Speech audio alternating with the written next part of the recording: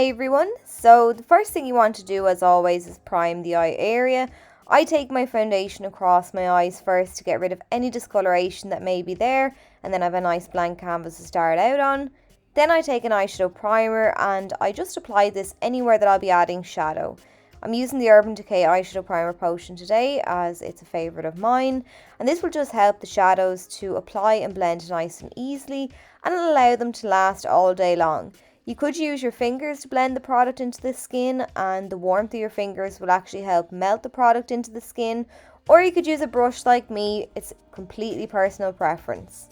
Today then I have a short and snappy video in relation to glitter and how to best apply it.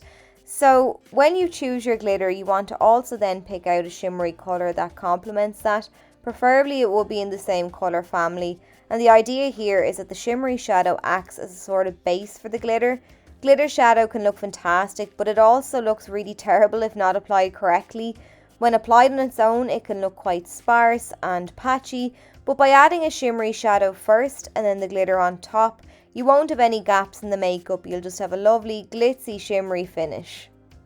Another prep step that you can take to make sure that once you get the glitter on there that it stays there is to add a glitter glue. So throughout the day the glitter can break down a little, causing fallout down onto the cheeks, or it can crease up on the eyes. So a way I like to combat that is to use a glitter adhesive. I like to add a touch of this to the back of my hand. I then dip my brush into the adhesive and I tap this down onto the lid where I intend on sticking the glitter. By tapping it down onto the lid as well, I can get a feel for if it's ready to stick the glitter on top of. You don't want to apply the glitter too soon or it won't stick. You want to wait for it to get a little bit tacky like you would with your lash glue before you apply your lashes.